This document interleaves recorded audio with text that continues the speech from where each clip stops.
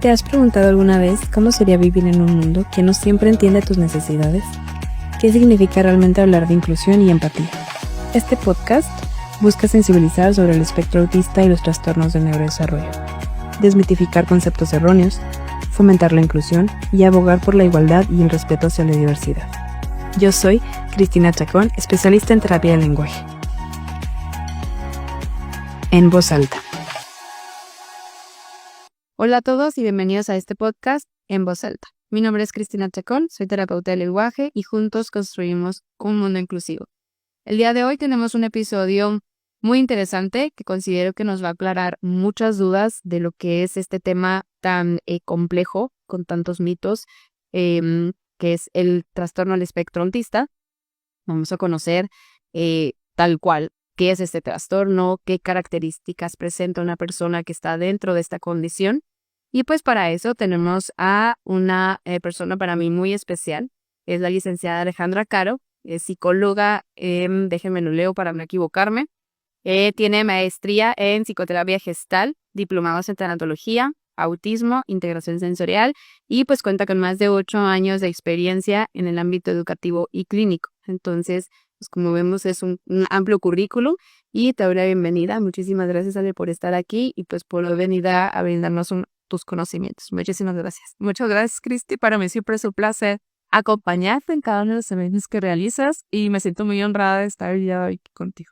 Al contrario. La honrada soy yo de tenerte. Y bueno, vamos a ver pues este tema, a platicar sobre este trastorno que pues nosotros que conocemos, ¿verdad? Sabemos, o no sé si te ha tocado escuchar de que viven en su mundo, son muy inteligentes, pues todos estos comentarios, ¿no? Entonces, pues deseo que con esta plática derribemos un poco esos mitos y pues sensibilicemos a la población, ¿no? De qué es este trastorno y de qué manera también pues pueden apoyarnos, ¿no? Claro, y más porque con los últimos años ha venido cambiando bastante los conceptos, la manera en la que lo miramos, la manera en la que vivimos y la manera en la que los acompañamos o nos acompañamos en este tipo de circunstancias. Exacto. Muy bien, cuéntame al grano. Vamos a empezar, ¿verdad? ¿Qué es el trastorno del espectro autista? Bueno, mira, es una condición relacionada en el desarrollo del cerebro que afecta de manera en las personas, la manera en cómo socializan y cómo perciben el mundo, ¿sabes? Entonces, principalmente afecta la parte social y la parte de la comunicación de este tipo de personas, ¿no? Y en cuestiones de conducta, pues empiezan a tener conductas muy repetitivas y muy restringidas. Ok, muy bien.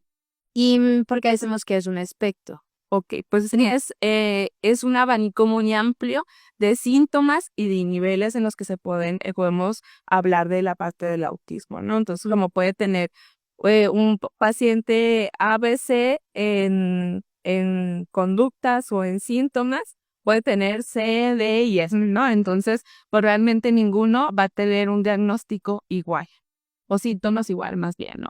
Sí, claro, o sea, digo, pues yo que me dedico al diagnóstico del autismo y pues a esta intervención, siempre lo digo, nunca vamos a encontrar a dos personas que se encuentren dentro del espectro autista y que compartan las mismas características. O sea, sí, bueno, lo mismo, valga la redundancia, comparten ciertas habilidades y ciertas orientaciones en algunas áreas, pero así como un protocolo de un checklist que yo pueda palomear y decir, esto tiene, no, qué maravilla, que pudiera ser así la loca. Que es igual de manera, si lo hablamos a cuestiones hasta ya en general, es como tú vives tu enojo de una manera muy diferente en que yo la vivo, ¿no? O mi alegría la vivo a lo mejor saltando, gritando y tú a lo mejor, pues de una manera sonríes y eso es tu alegría, ¿no? Entonces, sí, en general, todos vivimos de una manera diferente o tenemos características diferentes, pues aquí muchísimo más en esas cuestiones.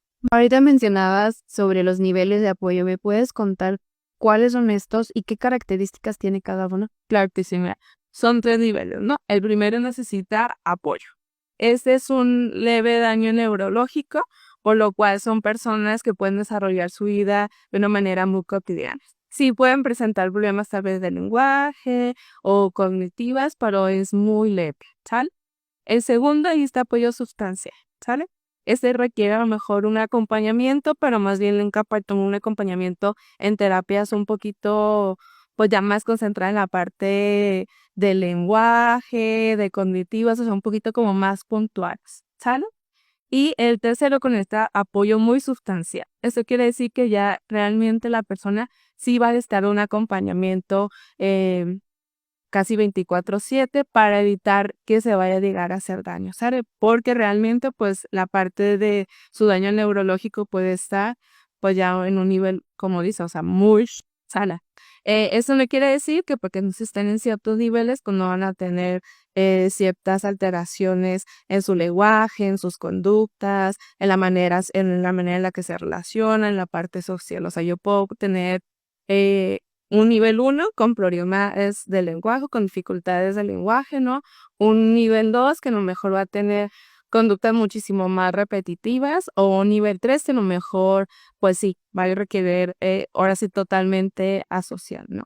Y bueno, cuéntame cuáles son estos mitos que tú crees que son los más comunes que hemos escuchado y pues estos que te gustaría desmentir o aumentar. Muy bien, pues mira, tú hablabas ahorita mucho sobre lo mucha información que se tiene sobre el autismo, de que entonces son personas que tal vez no van a relacionarse mucho, que siempre están metidas en su mundo, o que, pues sí, mucha tela. Tú pones autismo y te salen un montón de cosas en internet, ¿no?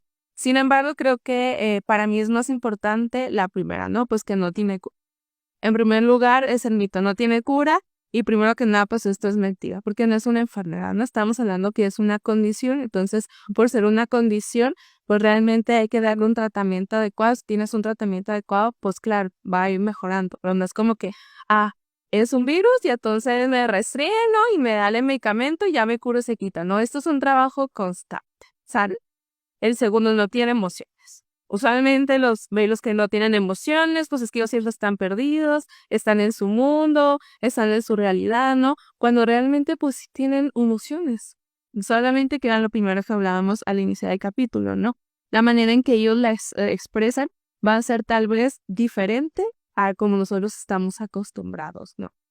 Tal vez un niño que usualmente hace el berrinche porque le quitaste, o sea, el dulce, tal vez él pues se va a quedar inmóvil, se puede quedar ahí por bastante tiempo y tal vez es una manera en la que él está expresando pues su enojo, ¿no? Como lo hablamos ahorita tú y yo, que tu manera de expresarte y la manera mía son, o sea, totalmente pues diferente, ¿no? Que son personas superdotadas, como decías tú ahorita, ¿no? O sea, usualmente los niños con autismo los pones como en la categoría tristemente, de que son niños súper inteligentes, ¿no? Entonces, a veces los papás cuando empiezan a leer, pues hacen un montón de expectativas, cuando pues esto no es realidad, ¿no? Solamente 1 de cada 10 personas, pues van a tener un talento extraordinario, ¿sabes? Y pues claro, estábamos hablando de la parte de los tratamientos, y pues claro, hay que dar un acompañamiento también adecuado para que entonces pues puedan potencializar estas circunstancias. Y la última, que creo para mí es súper importante, pues no son personas agresivas. Porque usualmente, tiene autismo y no le hables, entonces ellos luego explotan, luego gritan, luego se ponen irritables, cuando pues no es así. O sea, no son personas agresivas, solamente tienen dificultades para poder manejar sus conductas o para estar de una manera adecuada en un ambiente social, ¿no? Ya que ellos son muchas veces que estábamos hablando de que pues pueden estar dañadas, sí, de diferentes áreas. Sin embargo, pues tal vez van a ser hipersensibles al ruido, a los estímulos, y no es que sean agresivos, pero imagínate de repente estar en un lugar donde hay muchísimo ruido, pues claro, tú también te fastidias y tú también te vas de mala, ¿no? Obvio que vas a tener una sobrereacción, por eso no te vuelve alguien agresivo, ¿sabes? Totalmente, porque, y bueno, aquí considero yo que a todos nos pasa esto, ¿no? Todos tenemos alguna peculiaridad sensorial y esta alteración sensorial, pues es importante mencionarla, que no nada más la presentan las personas que están dentro del espectro autista, ¿verdad? También hay dentro del TDAH un trastorno por déficit de atención, pues que también tenemos alteraciones sensoriales, ¿no? Entonces, como ningún desarrollo de ninguna persona en realidad está al 100 y va así como bien perfecto, pues todos tenemos alguna peculiaridad, ¿no? Entonces, pues todos probablemente presentamos alguna conducta a veces, perdón, y no es que seamos agresivos. Claro, pues es que dentro de la parte, si tú te vas al DSM-5, entonces tú vas a cumplir, te aseguro, con alguno de los criterios y con psicomorosa, pero eso no nos convierte en personas con el diagnóstico, no solamente personas que tenemos, válgame la redundancia, personalidad y que tenemos una historia y que tenemos una crianza y tal vez cosas que para mí van a ser, si yo crecí en una familia donde somos un chorro y todas, por ejemplo, en mi casa, ¿no? Por parte de mi papá, todas mis tías hablan al mismo tiempo.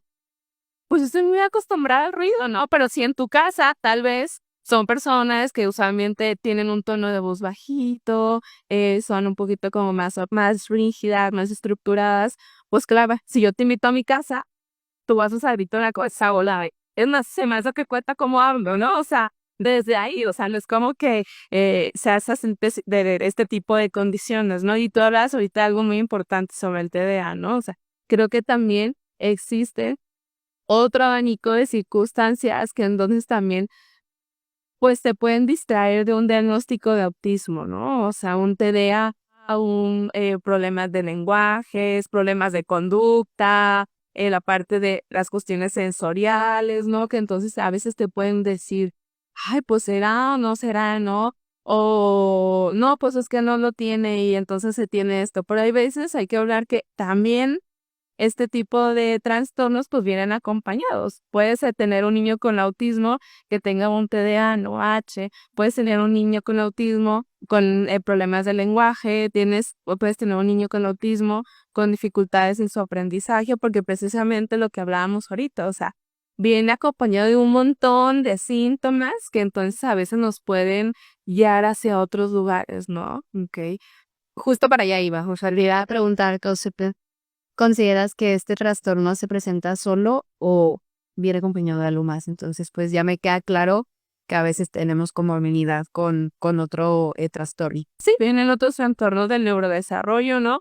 Que entonces a veces por eso hace tan complicado a veces el diagnóstico. A veces también es tan complicado de decir, pues bueno, cumple con los criterios, no precisamente lo que tú decías, que tal vez, pues sí, para tener un autismo tienes que cumplir con tal vez 8 criterios, ¿no? Pero tu hijo cumple con 6, pues entonces es decir, ¿qué está pasando aquí, no? Pero también que cumple con otros 6 del TDA, pero te cumple con otros tantos del lenguaje, entonces decir, pues, ¿qué tienes aquí, no? O sea, tienes una capirotada, ahora sí así como lo imaginé aquí, ¿por dónde empiezo, no? ¿Por dónde la doy primero? ¿Hacia dónde voy? Y es donde a veces creo que los papás tienden a frustrarse, y donde nacen todos estos mitos, ¿no? Y donde, pues, al final de cuentas, las creencias, pues, se van convirtiendo como leyendas urbanas y vamos perdiendo la información real y nos volvemos en un montón de desinformación.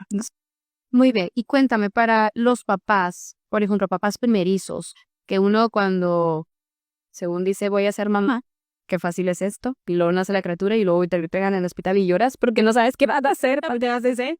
Para estos papás primerizos o papás que, aunque no sean primerizos, pero empiezan a ver ciertas características, ¿cuáles son estas características en las cuales debemos de estar concentrados o sea atentos por si se presentan, pues acudir con algún especialista? Ok, pues mira, ahorita que estábamos hablando de un montón de posibilidades, también aquí va a existir un montón de abanico para poder hablar sobre estas circunstancias, ya que el autismo, pues no hay como que tú digas, al año va a presentar, o a los 3 años va a presentar, o a los 4 años va a presentar, ¿no? O sea, puede haber bebés o sea, ahora sí que tal cual van a empezar a desarrollar este tipo de comportamientos desde chiquitos, ¿no? Usualmente son bebés que entonces lloran muy fácilmente, bebés que les hablas y entonces pues realmente no ubican tal cual la mirada, ¿no? Empiezas a notar que tiene una hipersensibilidad con ciertas circunstancias que tú le vas dando, ¿no? Entonces creo que pues es la parte de ir teniendo atención, como tú dices, como papá primerizo, pues yo no soy, pero conozco, ¿no? De que entonces todos se preocupan, todos sobrereaccionan, pero creo que también es importante ir más o menos tú vas dándote una idea de más o menos cómo va el desarrollo, aunque no es lineal, ¿no? Pero sí creo que es esa parte, o sea, de tal vez lo aprietas mucho y tal vez también puede tener una reacción que yo creo que también, pues ahí es muy difícil, ¿no? O sea, los primeros 2 años va a ser sumamente difícil tener un diagnóstico como tal, que era lo que tú me decías ahorita, o sea, pues es un abanico. Sin embargo, también creo que conforme vaya el desarrollo de niños, donde vayas notando si esas conductas que tal vez tú veías dos, pero si esas conductas fueron incrementando al año, ¿no? O si esas conductas fueron incrementando a los 2 años, que a lo mejor, no sé, si al año ya empiezan a decir mamá, empiezan a decir papá, empiezan a decir abuelo, y tú te das cuenta que tu hijo no va adquiriendo la capacidad de empezar a nombrar ciertas cosas, ¿no? O que el niño, ¿no? Que te va señalando como quiero, o sea, como no sabe qué es, pero lo señala, y ves que tu niño no tiene la capacidad de poder hacerlo, de que ves que entonces no está muy conectado con el mundo, de que le hablas como ese ahorita y no voltea, ¿no? Que le dices un nombre y parece que entonces no escucha, pues son señales. Ya conforme vaya creciendo, ¿no? Que te dice, bueno, tiene dos cositas que no le puse mucha atención, porque aquí también viene la parte de la familia. O sea, de decir, pues en mi familia así pasaba, ¿no? O sea, tal vez mi mamá habló a los 7 años y entonces es como, no te preocupes, hija, tu hijo tiene lo mismo que yo, ¿no? Y es decir, no, o sea, tal vez si lo piego yo, pero no tengo normal. Es que exacto, o sea, adora zarapa, pero nadie te llevaba, nadie te decía que entonces esto sucedía, ¿no? Entonces creo que es esa pequeña línea entre decir, ok, voy a usar mi instinto de mamá, no voy a normalizar todo lo que los demás me dicen, y yo ya veo que ya cumple varios criterios, pues es momento de ir a revisar qué es lo que está pasando, que también pasa, ¿no? Tal vez los primeros años, que es lo que estamos hablando, no se presenta características muy notables, pero a lo mejor él ya adquirió el lenguaje, y de repente entonces ves que retrocedió, como ahora sí como 3 pasitos, ¿no? Y tú dices, pues, ¿qué onda? O sea, si ya me decía 10 palabras y ahora nomás me dice 5 palabras, ¿no? O nada, o de repente era un niño que tenía movimientos muy sueltos y empezó a tener movimientos muy de robotcito, muy anormal. Bueno, no anormales, sino como, viste con un cambio en su conducta, ¿no? O de repente empieza a tener también dificultades para expresar sus emociones, te das cuenta como que de repente sí estaba muy, muy conectado y de repente ya se fue hacia adentro. Y ojo, no es que pase una vez, porque pues tal vez ese día ese niño no tenía ganas de socializar, pero que tú digas, oye tío, ¿qué? Pues ya noto un mes entero que entonces esto se está repitiendo. Ya noto que lo que le interesaba antes ya no le está interesando. Noto que antes entonces sí reaccionaba a los niños y ahora no lo reacciono.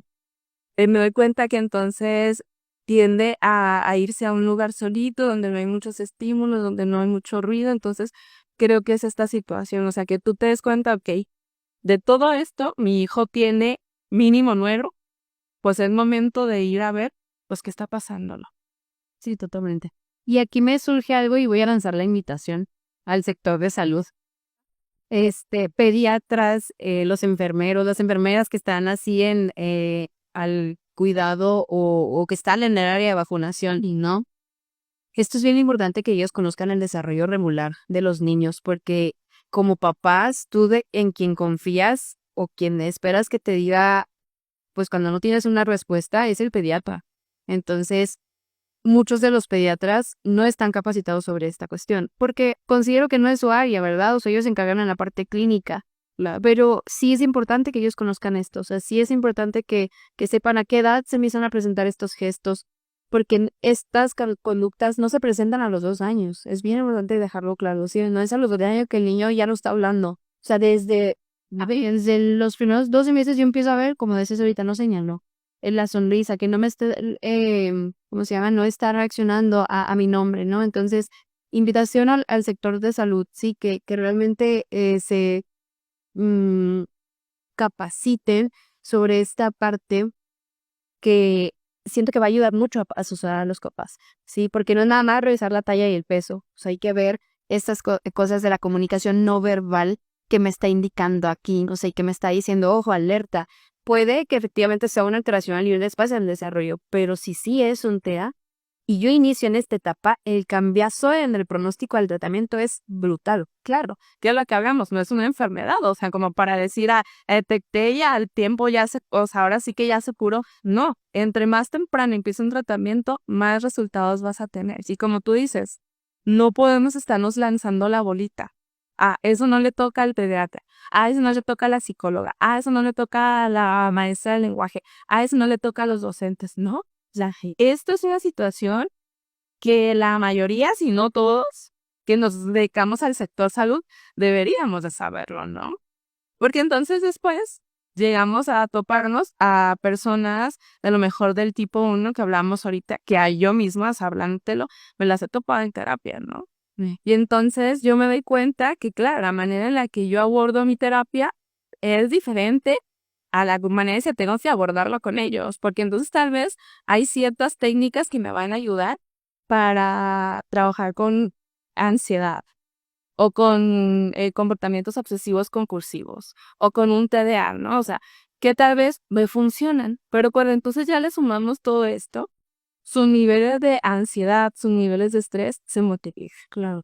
Y ahí creo que pasa mucho de, o sea, no es que yo sea muy ansiosa, no es que sea esto como lo pasó a mí, pero le mete a verdad. O sea, si le seguir el nombre y apellido, ¿sabes? Claro, y entonces, a veces, imagínate, si tal vez yo no estoy un poco empapada con este tema, que como yo te decía, tal vez yo no soy la súper experta y me falta muchísimo por aprender, por eso me encanta venir a estos espacios donde yo también aprendo, pero claro, mi responsabilidad como psicoterapeuta es también empaparme de esto porque, a ver, ahorita el índice de niños que presentan este trastorno está incrementando. O sea, en unos 10 años, yo voy a tener en mi consulta bastante niños, bueno, que ya van a ser adultos, con un autismo. Y entonces yo como me voy a quedar atrás solamente por decir, la aviento, ahora sí la bolita, ¿no? Y creo que aquí, pues, entramos todos a trabajar. Sí, tal cual. Y cuéntame aquí, ¿cuál es el proceso de diagnóstico para conocer si una persona está dentro o fuera del espectro autista? Ok, pues mira, aquí creo que vamos a entrar muchas personas, pero principal voy a retomar lo que estabas diciendo tú, de la parte de pediatra, ¿no? Claro, si entonces yo empiezo a ver que hay situaciones que yo considero anormales, ojo, yo considero, ¿no? Porque tampoco puede que lo sean, pues lo primer paso es decir con un pediatra. Para descartar cualquier cuestión a lo mejor fisiológica, y fisiológica no me refiero a la parte tal cual de nuestro cerebro, sino a lo mejor alguna situación que puede estar a lo mejor una discapacidad auditiva, alguna cuestión ahora sí que la parte del desarrollo de la boca, no sé, cosas así. Pues una vez que entonces el pediatra también pues ya lo ve, el pediatra puede ser como el primer indicado. Por eso la importancia que tú dices que también ellos y todas las sectores de salud pues lo puede hacer, ¿no? Porque un tal vez sí, yo como psicóloga también lo puedo llegar a hacer, pero vuelvo al mismo, es un todo. Una vez que el pediatra pues te dice, te digo que, pues sí, yo veo conductas o yo veo ciertos rasgos, pues entonces, claro, hay que ir luego con a lo mejor un psicólogo, que también yo como psicólogo puedo llegar a hacer un diagnóstico, ¿no? Pero entonces, si ya me lo mandó en pediatra, yo ya lo puedo entonces colaborar con el tipo de pruebas que yo voy a aplicar, ¿no? Porque entonces, claro, el pediatra tiene sus pruebas, yo tengo mis pruebas, ¿no? Como a lo mejor la parte de un WIS, que es la parte de los niños, ¿no? Un Bender, que entonces yo voy a ir descartando o revisando que entonces realmente sí hay, como tú decías, y la parte de las parolitas. Entonces a ti también, que ya yo también percibo, pues ya lo mando a lo mejor con alguien especializado como tú, que entonces trabaja con toda esta parte del diagnóstico, y pues ahí también luego pedía, pues que tú nos metiste, sí, porque ahí sí yo no le sé de qué es lo que tú vas haciendo, ¿no? Porque entonces así ya vamos diciendo, ok, pediatra dice que sí, psicóloga dice que sí, terapeuta dice que sí, y entonces desde ahí pues vamos haciendo un diagnóstico integral, es lo más importante, ¿no? Porque entonces tal vez yo le voy a dar algo que tú no le puedes dar, yo le puedo dar una terapia ocupacional, yo le puedo dar técnicas para la regulación del estrés, la regulación de su ansiedad, ¿no? Para la parte del ser compulsivo, la parte de que se pongan en riesgo, todas esas cuestiones, pero pues tú también vas a entrar a trabajar áreas que yo no voy a ver. O el pediatra, el neurólogo, porque pues claro, después del pediatra tenemos que irnos con el neurólogo para entonces que nos dé los medicamentos adecuados. Y el neurólogo también lleves todo su plan médico, ¿no? Para que vayamos uniendo. Entonces a mí me gustaría escuchar pues qué pruebas son las que tú pones, Cristina. Vamos a cambiar la web, ¿qué tal? La Nora sería la entrevistada yo. Ex, así como lo comentas en realidad, sí, o sea, sí precisamente tiene que ser un trabajo en equipo, o sea, es un equipo multidisciplinario, no hay ningún profesionista que importe más y que importe menos, aquí lo que importa más es nuestro alumno, nuestro paciente, él es el que manda y es el que lleva la batuta. Entonces yo esto lo tengo que adaptar, así como adapto mi tratamiento, adapto mi evaluaciones, ¿sí? O sea, sí, la neurólogo, o sea, es clave para mí, yo trabajo de la mano con los neurólogos, porque precisamente como es un trastorno del neurodesarrollo, o sea, es la cuestión neurológica está alterada que me está afectando la conducta del desarrollo de mi niño, entonces yo tengo que evaluar la parte neurológica, ¿no? A veces entran psiquiatras también, bueno, la parte de la evaluación como tal para ver si sí es TEA, que las pruebas específicas para TEA pues serían A2 y ADIR, pero para mí es muy importante que no nada más me centre en evaluar TEA. ¿Por qué? Porque yo tengo que ver que mi evaluación o las conductas que el niño presenta no están siendo por otro o sea, sí, o sea, yo tengo que evaluar la cuestión física, la cuestión del área adaptativa, o sea, si el niño ya controla esfínteres, si el niño ya se viste solo, ya se baña solo, porque me llegan pacientes de 4 o 5 años que todavía usan pañal. Claro. Entonces aquí yo tengo que ver, ¿y no será un trastorno intelectual? ¿Sí? Entonces es una evaluación completa, ¿sí? Específicamente sí, para saber, autismo es a los 2 y ADR, pero yo no aplico solamente esas, o sea, yo aplico más pruebas para ver esto, ¿sí? O sea, que no puedo casarme nada más con que sea TEA. Porque como comparten muchas características con otras, entonces si yo me enfoco nada más en TEA, pues no voy a tener un amplio conocimiento y mi evaluación no va a ser tan certera. Claro. Aquí no sé la parte que también creo que yo y media, aparte de la parte de mis test, o sea, que la parte más bien neurológica, o si hay un daño neurológico, ¿no? Para yo también canalizarlo con el neurólogo, pues tiene que ver el área social, ¿no? O sea, tal vez el niño no habla porque en casa hay lucha violencia, versus usualmente hay papás opresores, papás que entonces no han querido, o sea, que no han podido estar o también no han querido estar, también hay que hablar de esa parte, ¿no? Puede ser un mutismo selectivo, ¿no? Porque entonces estoy tan enojado que entonces, pues yo no quiero hablar. Entonces, claro, como volvemos a hablar, esto es súper amplio y entonces por eso no nos podemos quedar ni con tu diagnóstico, ni con mi diagnóstico, ni con el diagnóstico del neurólogo. O sea, esto tiene que ser amplio y todavía te agregar la parte, pues y también de la parte psiquiátrica, ¿no? Porque claro, va a venir a desatar problemas de conducta que por más terapia ocupacional, por más terapia cognitivo-conducta que yo pueda dar, tú no vas a lograr regularlo porque entonces hay un daño neurológico, ¿no? Sí, y aquí también hay que mencionar que pues ya hay estudios que pues me dan la información de que una persona con TEA tiene ciertas, así como hay comorbilidad con algún trastorno del neurodesarrollo, pues yo tengo comorbilidades pues también físicas, o sea, hay pues cuestiones gastrointestinales, pues puedo tener también cuestiones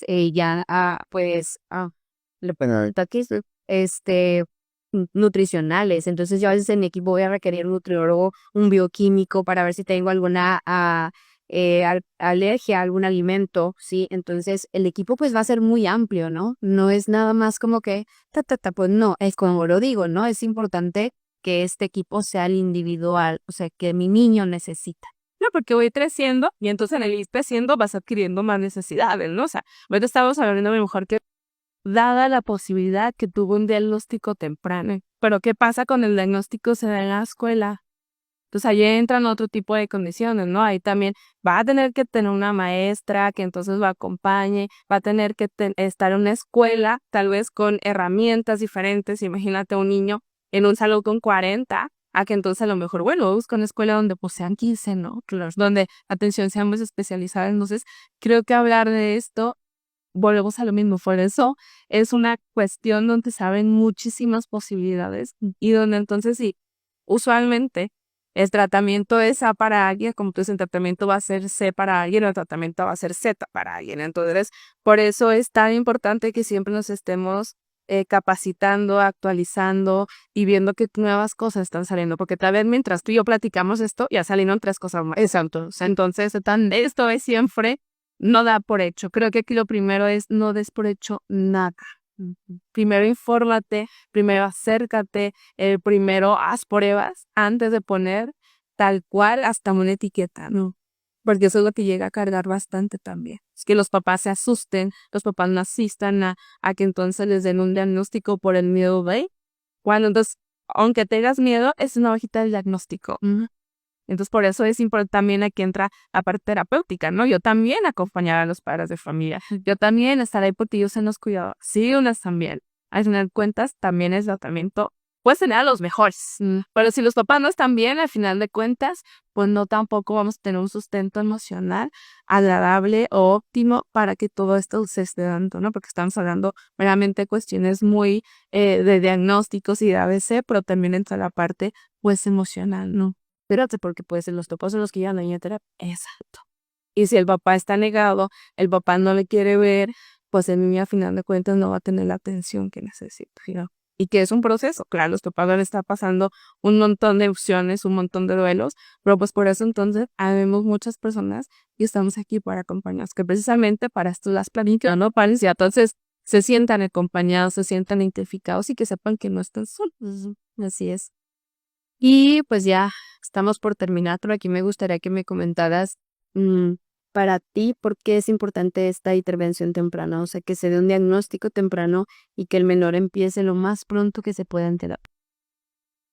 Mira, para mí es sumamente óptimo porque al final de cuentas nos vamos a evitar de un montón de condiciones que tú después a los años, chinita, es dosis, si hubiera tal vez empezado a los 2 años, tal vez su lenguaje no se hubiera habido tan dañado, ¿no?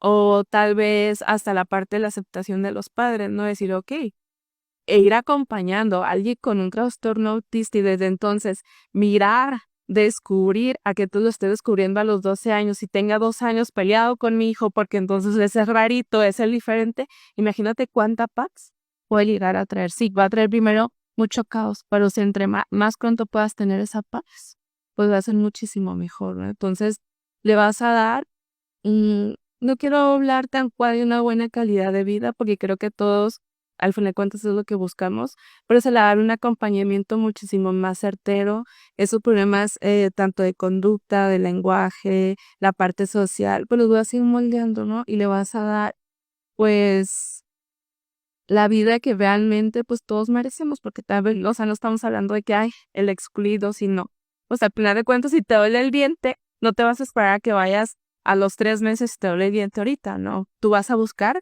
tu mejor en este momento, porque también con ellos, si podemos tener una mejora al instante, esperarnos hasta los 10, porque son adultos, ¿no? Porque yo tengo adultos que apenas les están diagnosticando un autismo. Y entonces tienes muchas respuestas a un montón de preguntas que nadie te las ha contestado. A mí me pasa con los papás de mis alumnos, o sea, es como que voy describiendo las conductas que van saliendo y, es como así, yo voy viendo es como que la pedrada de, es que a mí me pasa eso. Entonces aquí yo pregunto, ¿de verdad tenemos ahorita más TEA o más TDAH o antes no se diagnosticaba? Yo creo que antes no se diagnosticaba, ¿no? O sea, yo te conto, ¿sabes? Yo creo que sí hay muchas cosas que pueden ir afectando, que le vaya implementando, pero también estamos en una sociedad muchísimo más abierta a hablar de muchísimas más cosas. Con menos tabús, que por eso se abren estos espacios, y con muchísimo más información. Entonces, pues de eso se trata, ¿no? De ser valientes y de entonces, ahora sí que agarrar los toros por el toro con los cuernos para pues ahora sí que abrir más espacios para que entonces también podamos tener más información. Y por eso son la parte de tener un diagnóstico temprano. Así es. Ya para cerrarle, me gustaría que me contaras o que le dieras un mensaje a los papás, a la familia que observa en su hijo, o hasta en su nieto, en su sobrino, porque a veces me pasa que viene la abuelita con el niño, porque la mamá no quiso venir. Sí, porque claro que no es que no se quiera atender aquí, sí es importante, no estoy juzgando, o sea, no me está doliendo tanto que estas expectativas que yo tenía con mi hijo, que yo me creé en cuanto di el primer positivo, no están siendo cubiertas, ¿sí? No es para juzgarlos de que no vino la mamá, no, es porque yo entiendo que les están dando donde más les duele, ¿verdad? Pero a estos papás, a esta familia, ¿qué les dirías que tienen un miembro en su familia con la condición o que están viendo estas características? ¿Qué recomendaciones darías? Pues mira, yo sé, como tú dices, van a estar muertos de miedo. Porque entonces, claro, tienes un montón de expectativas y esas expectativas se van muriendo, por así decirlo, cada vez que vas viendo una conducta a veces. Entonces vas pasando muchos microduelos. yo les diría que no están solos, que sí se pueden, si mucho no estás solo, aquí estamos, pero realmente, o sea, no estás. Por eso entonces existen todas estas programas, todos estos lugares donde puedes venir, donde puedes sentirte acompañado. Y entonces sí, el miedo pues te sirve para dos cosas. Una, para paralizarte y esperar que entonces tu hijo siga avanzando con un diagnóstico que tal vez pues no ha sido bien atendido, o te va a impulsar para entonces buscar la mejora para tu hijo, ¿no? Pero al final de cuentas, entre que te paralice y avances, el diagnóstico va a seguir. El diagnóstico no se va a ir. Y eso es lo primero que le diría, ¿no? Se vale sentirse tristes, se vale enojarse, se vale tener miedo, pero después de que se vale todo eso, se vale que sus hijos tengan una atención óptima ahí. Porque aquí se trata, pues, de ambos. Entonces uno tiene que trabajar las emociones que le genera esto, porque el niño no es el culpable de que a mí me esté doliendo, ni de estas conductas en realidad que se están presentando, ¿verdad? Entonces es como, pues, trabajarle emocionalmente la salud mental de papá y mamá, no porque tenga una razón, un hijo neurodivergente, necesito estar en terapia, porque soy persona y respiro, necesito terapia. Entonces, aquí es importante que prioricemos esto, pues, para que la atención que mi niño va a recibir sea la atención que merece y ser la mamá que mi hijo merece. Claro, y más que ser la mamá que mi hijo merece, la mamá que al final de cuentas yo quiero ser esa. Por aquí no se trata de que si se lo merece o no, no. Aquí se trata de querer. Quiero ser la mejor mamá para él porque quiero que él viva una vida lo más plena posible, como yo la quiero, ¿no? Entonces, aquí se trata de responsabilidad. Yo lo dejaré con esa palabra, responsabilidad. Mira, si te empiezo a repetir. Muchas gracias, Ale, te agradezco que estés aquí acompañándonos, dándonos tus conocimientos, y pues que quiero agradecerte porque en parte que yo esté aquí ahorita con estas cámaras, con Diego aquí, ¿verdad? Grabando y haciendo esta locura, eh, que no entiendo cómo me alimentan, ¿verdad? Bueno, te lo entiendo, o sea, no entiendo, ¿verdad? Bien, pues esta presión de la sensibilización que siento la labor de hacer por mis pacientes. Como lo dije en el primer episodio, mi fuente de motivación no fue un hijo, pero fue un paciente, y fueron muchos pacientes. Y o sea, yo me capacito y yo hoy todos los días trabajo por ser la mejor terapeuta. Me voy a equivocar, claro. Sí, porque no soy Dios, y me falta mucho por conocer todavía y por capacitarme, pero siento que sí, como todos, la mayoría tenemos un celular y la mayoría tenemos internet. Entonces la información que a veces mis papás ven en internet, híjola, me los vienen, pero es que me dijeron, o sea, vienen con un miedo, traumatizados. Entonces dije, pues vamos a dar esa voz, ¿verdad? Entonces, en parte, el que yo esté aquí, pues es por ti. Entonces, muchísimas gracias. Deseo que no sea la primera ni la última vez que estamos aquí juntas practicando de algo. Bueno, sí practicamos mucho, ahora pero aquí con cámaras, ¿eh? Pero dedica para mejores desde seguir colaborando contigo, y te agradezco mucho el estar aquí. No, gracias, Cristi, sabes que esto es mutuo. El día que me dijiste, ¿no?, que iba a venir, yo pensaba, si alguien realmente también me ha apoyado en ser terapeuta, ha sido tú, ¿no? O sea, tú fuiste la primera cuando regresé a Puebla en dar un espacio aquí, la primera también en siempre estarme mandando pacientes, y yo te agradezco sumamente en confiar en mi profesionalismo, porque pues creo que esto de la admiración es mutua. Tanto yo te admiro a ti como yo sé que tú también te hiciste admiración. Y pues yo te deseo muchísimo éxito en este gran proyecto tan hermoso que yo sé que lo haces del fondo de tu corazón. Y espero que pues llegue a más lugares, ¿no? Porque yo sé lo mucho que has hecho para que esto crezca. Entonces me siento muy honrada y muy agradecida. Antes de despedirnos, invito a que me sigas en redes sociales, en Facebook e Instagram, como terapeuta Cristina Chacón, y compartas este contenido pues para llegar a esa persona, a ese papá, a esa mamá que lo necesita y que se sienta acompañado, que sienta que este camino pues sí podrá ser difícil, pero no está solo. Gracias por acompañarnos en este espacio donde cada historia cuenta y cada voz importa. Recuerda que la diversidad nos enriquece y juntos construimos un mundo inclusivo. Nos vemos en el siguiente episodio. Bye.